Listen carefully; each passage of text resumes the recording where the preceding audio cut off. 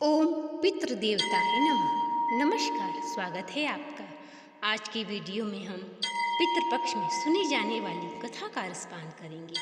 Channel पर यदि आप नए आए हैं तो चैनल को सब्सक्राइब, वीडियो को लाइक और शेयर करें। पितृपक्ष की कथा के अनुसार जोगे और भोगे दो भाई थे। दोनों अलग अलग रहते थे। जोगी धनी था और भोगे निर्धन था। दोनों भाइयों में परस्पर बड़ा ही प्रेम था। जोगों की पत्नी को धन का अभिमान था, किंतु भोगों की पत्नी बड़ी ही सरल हृदय की थी। पितृपक्ष आने पर जोगों की पत्नी ने उससे पितरों का श्राद्ध करने के लिए कहा, तो जोगों ने इसे व्यर्थ कार्य समझकर टालने की चेष्टा करने लगा, किंतु उसकी पत्नी समझदार थी। यदि ऐसा नहीं करेंगे तो लोग बातें बनाएंगे।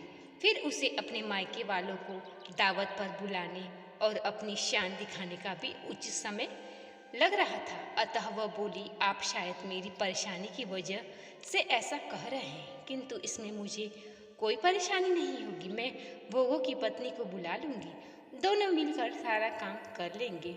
फिर उसने जोगों की अपने पीहर न्योता के लिए भेजा। दूसरे दिन उसके बुलाने पर भोगों की पत्नी सुबह सवेरे आकर काम में जुट गई। उसने रसोई तैयार की, अनेक पकवान बनाए, फिर सभी काम निपटाकर अपने घर चली गई। आखिर उसे भी पितरों का श्राद्ध तर्पण करना था। इस अवसर पर न जोगों की पत्नी उसे रोक भी नहीं पाई। शीघ्र ही दोपहर हो गई। पितृभूमि पर उतरे जोगों के पितर पहले जोगों के यहाँ गए तो क्या देखते हैं, उसके ससुराल वाले वहाँ भोजन पर जुटे हुए हैं। निराश होकर वे भोगों के यहाँ गए। वहाँ क्या था, मात्र पितरों के नाम पर अगियारी थी। पितरों ने उसकी राख चाटी और भूखे ही नदी के तट पर जा पहुँचे। थोड़ी देर में सारे पितर इकट्ठा हुए और अपने अपने यहाँ के श्राद्ध का बड़ाई करने लगे। जोगों भोगों के पितरों ने भी अपनी आपबीती सुनाई। फिर वे सोचने लगे कि अगर भोगों के सामर्थ्य होता तो शायद हमें भूखा न रहना पड़ता, मगर भोगों के घर में तो 2 जून की रोटी भी नहीं है।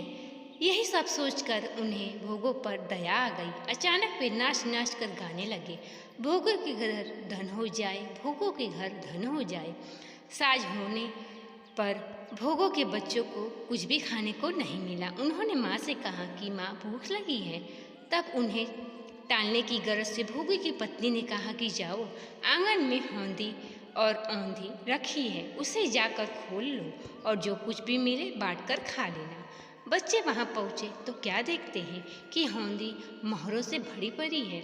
वे दौड़े दौड़े माँ के पास पहुँचे और उन्हें सारी बात बताई। आंगन में आकर भोगों की पत्नी ने यह सब कुछ देखा तो वह बहुत ही हैरान हो गई। इस प्रकार भोगों भी धनी हो गया, मगर धन पाकर वह घमंडी नहीं हुआ। दूसरे साल का पितृपक्ष आया तो श्राद्ध के दिन भोगों की स्त्री ने 56 प्रकार के व्यंजन बनाए और ब्राह्मणों को बुलाकर श्राद्ध किया, भोजन कराया, दक्षिणा दी। जेठ जेठानी को सोने और चांदी के बर्तनों में भोजन कराया। इससे पितर बड़े ही प्रसन्न हुए तथा तृप्त हो गए। तो ये थी आज की पितृपक्ष की कथा। वीडियो पसंद आया हो तो चैनल को सब्सक्राइब, वीडियो